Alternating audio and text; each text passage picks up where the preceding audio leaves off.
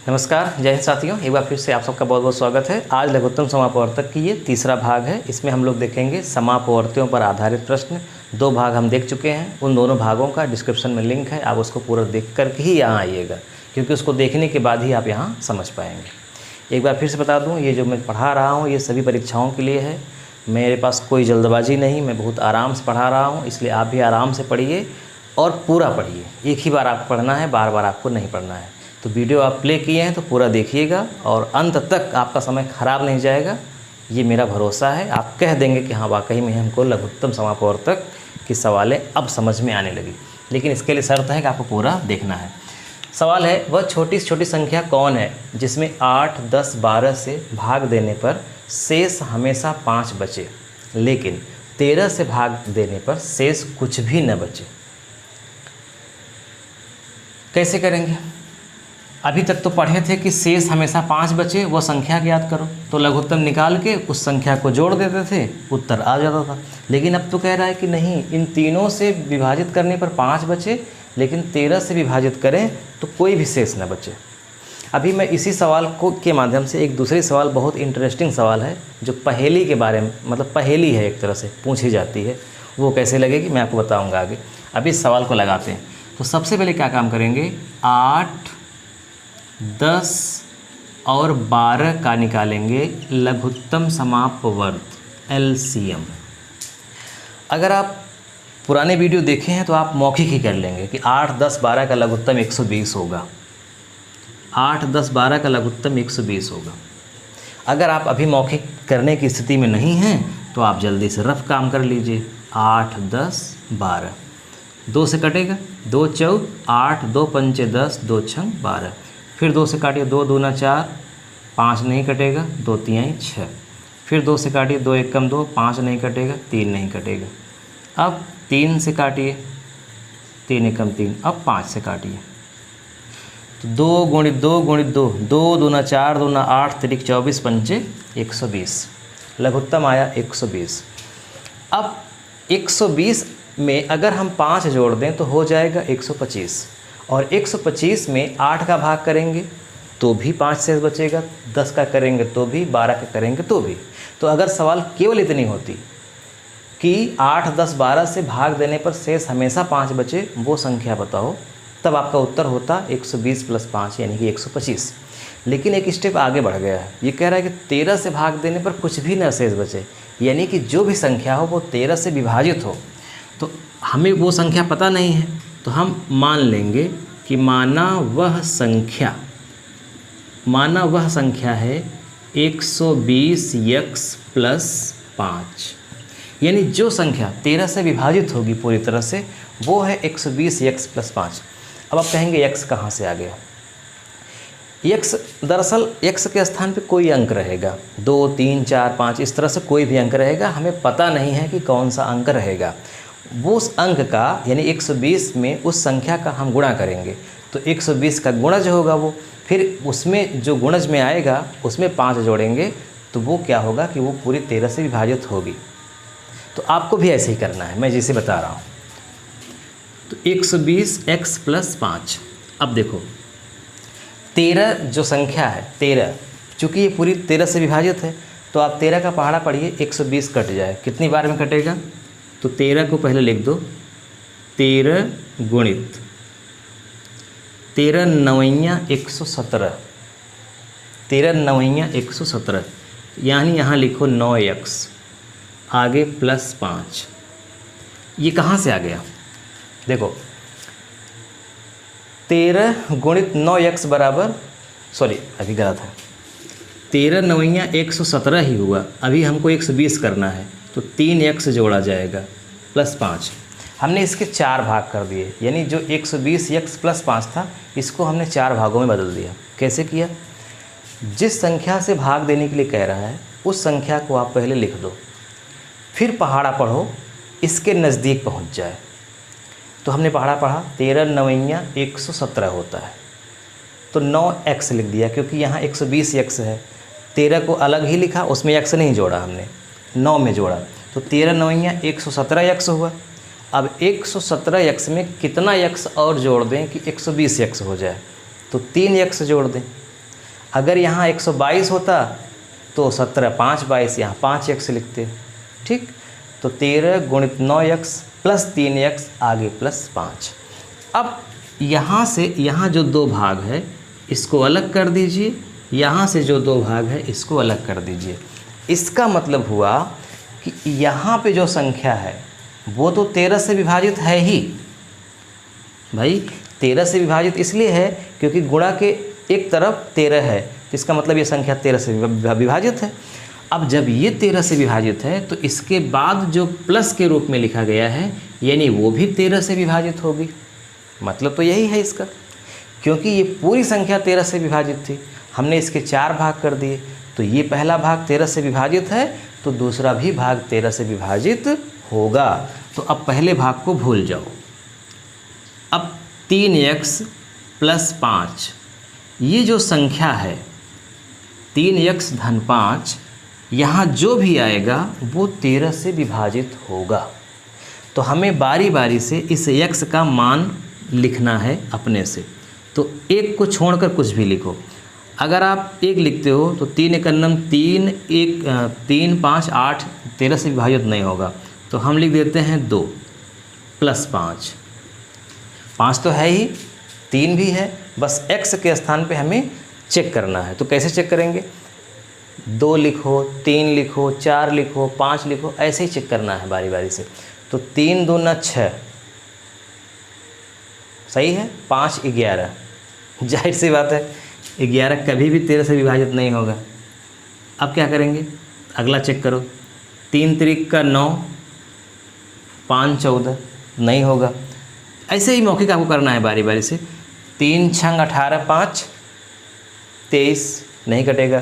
3 सत्ते 21 5 26, ओहो 3 सत्ते 21 5 26, और ये 13 से कट जाएगा पूरी तरह से। 26 13 से कटता है। तो हमें छोटी संख्या से शुरू करनी है।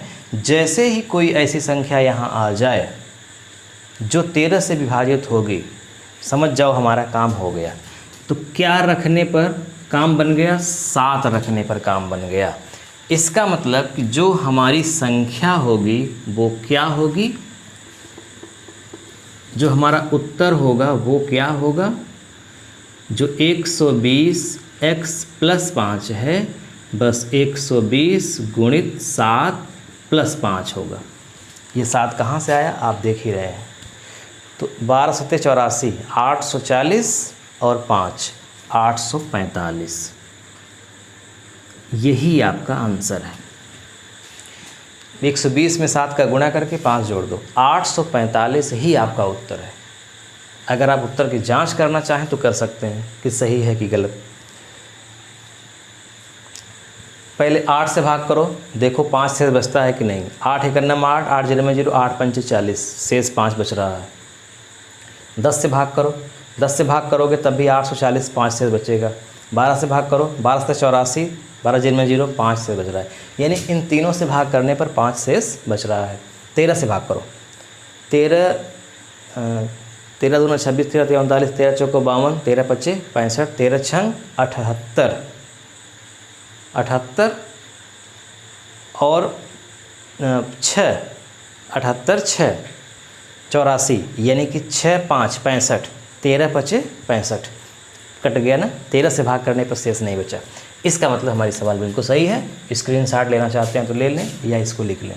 अब ऐसे ही 2 सवाल और करेंगे तो आपका कॉन्सेप्ट एकदम क्लियर हो जाएगा। चलिए दूसरी सवाल आपके सामने लिखी गई है, बिल्कुल हूबहू। वह छोटी से छोटी संख्या कौन है जिसमें 4 6 8 12 से भाग देने पर शेष हमेशा 2 बचे, लेकिन 14 से भाग देने पर शेष कुछ भी न बचे। यानी वो संख्या 14 से विभाजित हो जाए लेकिन इनसे भाग दें तो विभाजित न हो बल्कि शेष 2 बचा दे। तो सबसे पहले क्या करेंगे? 4 6 8 और 12 का निकालेंगे एलसीएम। मौखिक करते हैं। 12 जो सबसे बड़ी संख्या है, 12 दूना 24, इसका लघुत्तम 24 होगा। सबसे छोटी संख्या 24 ही है जो 12 के भी पहाड़े में आएगी, 8 के भी पहाड़े में आएगी, 6 के भी पहाड़े में भी आएगी और 4 के पहाड़े में आएगी। चेक कर लीजिएगा, 12 24 ही आएगा।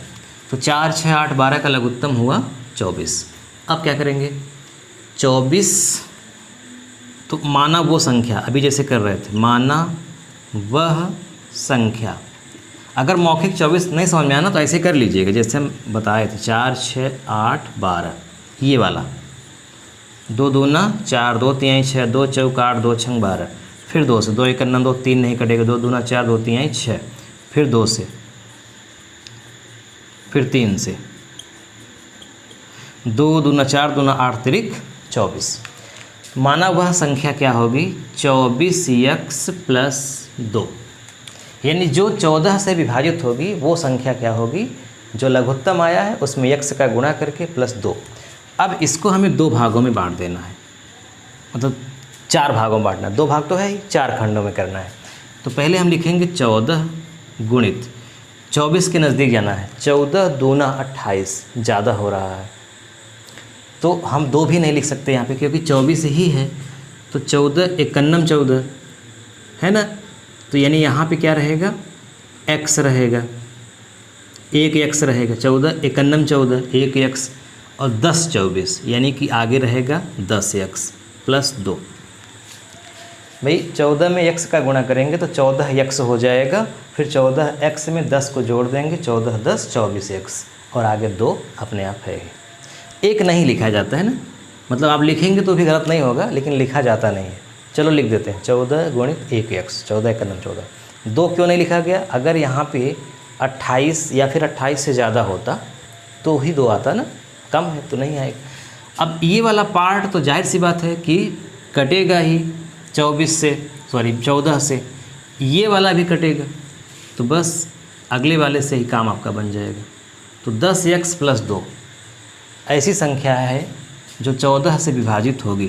तो बताओ 10 के स्थान पे हम क्या रखें, अगर हम 2 रखते हैं तो क्या होगा, बारी बारी से चेक करिए। 10 अगर 1 रखेंगे तो क्या होगा, 10 एकन्नम 10 2 12, 14 से विभाजित नहीं होगा। 10 दूना 20 2 22, 14 से विभाजित नहीं होगा 22। 10 तिहाई 30 2 32, फिर वो 32 भी नहीं कटता 14 से। 10 चौक 40 2 42, ओ हो 10 गुणित 4 प्लस 2 बराबर 42। यहाँ पे 10 दूना 20 2 22, ये नहीं कटेगा, ये कट जाएगा।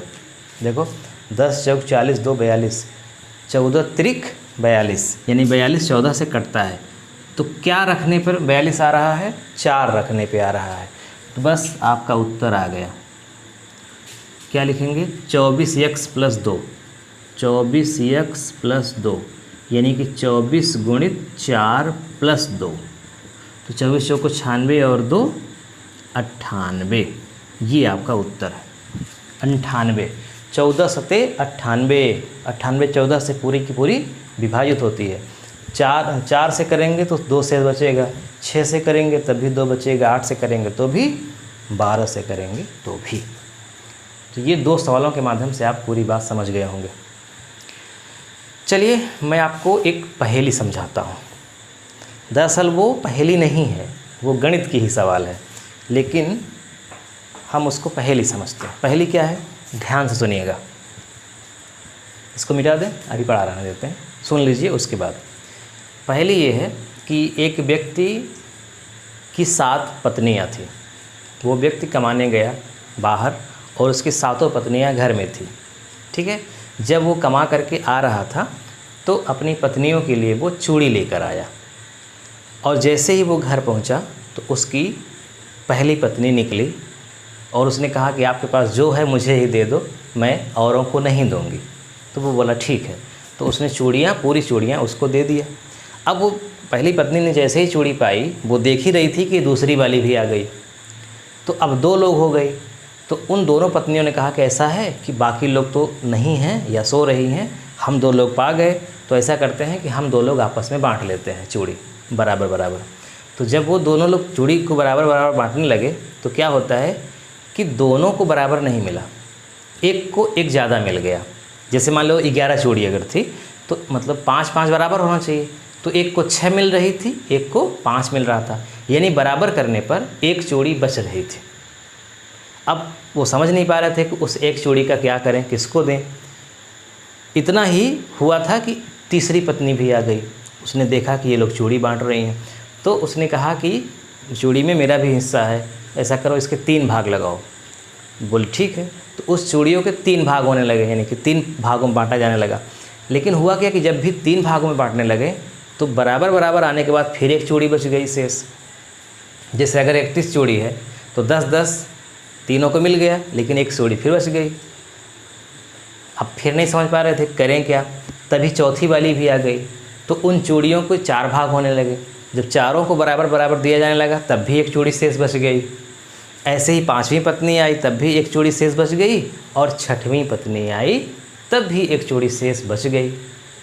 अंत में जब 7वीं पत्नी आई, फिर जब बंटवारा होने लगा तो 7 में बराबर बराबर चूड़ियाँ आ गई, मतलब एक चूड़ी भी शेष नहीं बची। जैसे मान लो 35 चूड़ी थी तो 7 में बट गया 5-5 चूड़ी।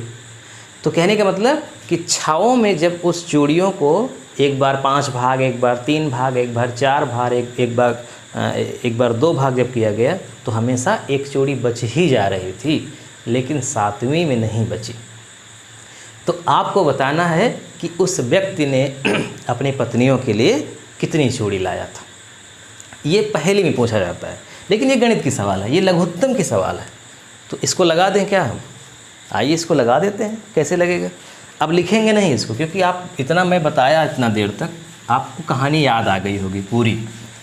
पूरी कहानी अगर याद आ गई है तो उस सवाल को लिखने की ज़रूरत नहीं है। अगर आप चाहें तो अपनी कॉपी में अपनी भाषा में लिख लें शॉर्टकट में, और सवाल को देखिए कैसे लगाएंगे।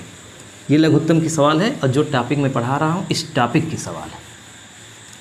अब इस सवाल को गणित की भाषा में अगर आप लिखोगे ना तो इसको तीसरी सवाल मान लो और लिखोगे कि वह छोटी से छोटी संख्या कौन है जिसमें 2, 3, 4, 5 और 6 से भाग देते हैं तो शेष हमेशा 1 बचता है, लेकिन 7 से भाग देते हैं तो शेष कुछ भी नहीं बचता। यही सवाल है जो मैंने अभी आपको पूरा कथा सुनाया है। यानी हमें, अब इसको भूल जाओ ना, ये तो सवाल हो गई है ना, मैं जो बोला वो सवाल है।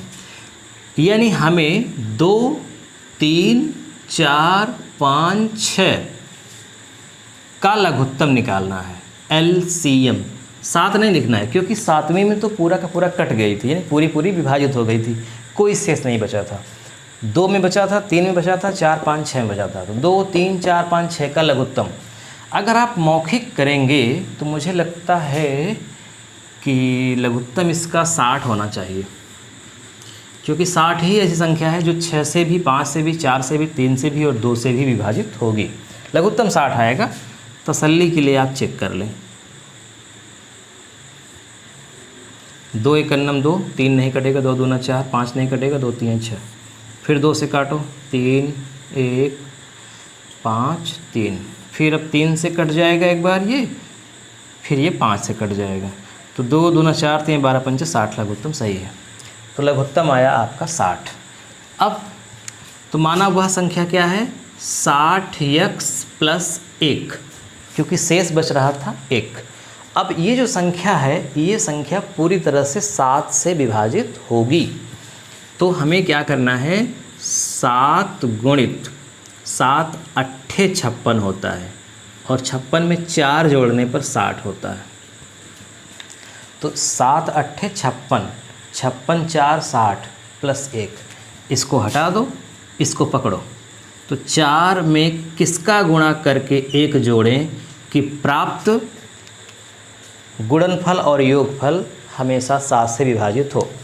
तो चलिए, 4 एक अन्नम 4 1 5 ही होगा, 4 दूनी 8 1 9 होगा, 4 तियाई 12 1 13 होगा, 7 से नहीं कटेगा, 4 चौक 16 1 17 नहीं कटेगा, 4 पंचे 20 और 1 ओहो कट गया। 4 गुणित 5 + 1 बराबर 21, 4 पंचे 20 और 1 21, ये 7 से विभाजित होगा ना, 7 21। तो क्या रखने पर 21 आया, 5 रखने पे 21 आया। तो आपका उत्तर क्या होगा, 60 गुणित x माने 5 + 1, तो 6 पंचे 30 यानी कि 301। तो वो व्यक्ति कितनी चूड़ियाँ लेकर आया था? 301 चूड़ी लेकर आया था। 301 चूड़ी को 2 पत्नियों में बांटा गया तो 150 आया, 1 चूड़ी बच गई। 3 पत्नियों में बांटा गया, 100 चूड़ी आई, 1 चूड़ी बच गई। 4 पत्नियों में बांटा गया, 75 चूड़ी आई, 1 बच गई। 5 में बांटा गया, 60 चूड़ी आई, 1 बच गई। 6 में बांटा गया, 50 चूड़ी आई, 1 बच गई। 7 में बांटा गया तो कितनी आई? 7 चौक 28 और 7 त्रिक 21। 7 चौक 28, 7 त्रिक यानी 43 चूड़ी आई ना। देखो 301 7, 7 चौक 28 कट गया, 7 त्रिक 21, यानी कि 43 चूड़ियाँ सातों पत्नियों को दिया गया। ये हो गई 3 सवाल। मुझे लगता है अब आप लगा लेंगे। मैं आपको कुछ और दिखाना चाह रहा हूँ, बहुत इंटरेस्टिंग बात। ये मेरे सामने एच.डी. यादव की किताब है, बहुत सिंपल है। मतलब एच.डी. यादव और आर.एस. अग्रवाल और एक साहित्य की मैं 3-4 किताबें रखता हूँ और सभी में देख करके पढ़ाता हूँ। मतलब मैं चाहता हूँ कि जो भी टॉपिक मैं आपको पढ़ाऊँ वो कुछ भी छूटे ना। सिर्फ एक किताब का सहारा लूँगा तो छूट जाएगा कुछ, इसलिए मैं पूरा कॉम्बिनेशन है। लेकिन आप टेंशन मत लीजिएगा, अगर आपके पास कोई भी किताब नहीं है तो भी चलेगा, बस मेरा नोट्स आप तैयार करते जाइए, पूरी गणित आपकी तैयार हो जाएगी। आपके सामने एक स्क्रीनशॉट है, ध्यान से इसको पढ़िएगा।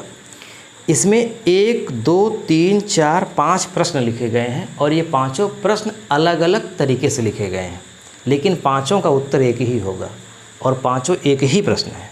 प्रश्न क्या है? 7 से विभाजित होने वाली वह छोटी से छोटी संख्या ज्ञात कीजिए जिसमें 6, 9, 15 या 18 से भाग देने पर शेष 4 आए। इसका जो उत्तर होगा वही उत्तर होगा दूसरे वाले का भी, जो लिखा गया है अथवा करके।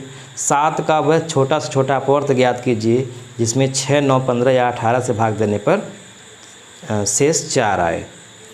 इसी तरह से अगला भी। फिर वह छोटी छोटी संख्या ज्ञात कीजिए जिसमें 6, 9, 15 या 18 से भाग देने पर शेष 4 आए, परंतु 7 से भाग देने पर शेष कुछ भी नहीं आए। तो जैसे ये लिखा गया है वैसे अंतिम वाला लिखा गया है। तो आप ध्यान से अगर देखेंगे तो ये लिखा कई प्रकार से गया है, लेकिन उसका उत्तर एक ही होगा, लगेगा एक ही जैसा। तो इससे ये बात सिद्ध होती है कि गणित में बड़ी भूमिका होती है हमारे समझने की, प्रश्न को समझने की। प्रश्न को समझने की अगर हमारे अंदर स्किल पैदा हो गई तो मान लो कि हम गणित सीख गए। ये जो प्रश्न है ना, इस प्रश्न को भी ऐसे भी लिखा जा सकता है कि 14 का वह कौन सा गुणज है जिसमें 4, 6, 8, 12 से भाग देने पर 2 शेष बचे। या इसी को ऐसे लिखा जा सकता है कि 14 का वह कौन सा अपवर्त्य है जो 4, 6, 8, 12 से विभाजित करने पर 2 शेष बचा दे। या 14 से विभाजित होने वाली वह संख्या बताओ जिसमें 4, 6, 8, 12 से भाग दे तो 2 शेष बचे। तो कई प्रकार से लिखा जाएगा, लेकिन लगेगा एक ही बात, एक ही है। जैसे मैंने भी आपको कहानी सुनाई, कितनी रोचक कहानी थी, लेकिन वो कितनी सरल सवाल निकले। बस आज यहीं पे विराम देते हैं। जो स्क्रीनशॉट था जिस सवाल का, उसका उत्तर आपको देना है। ठीक है, मिलते हैं नेक्स्ट वीडियो में।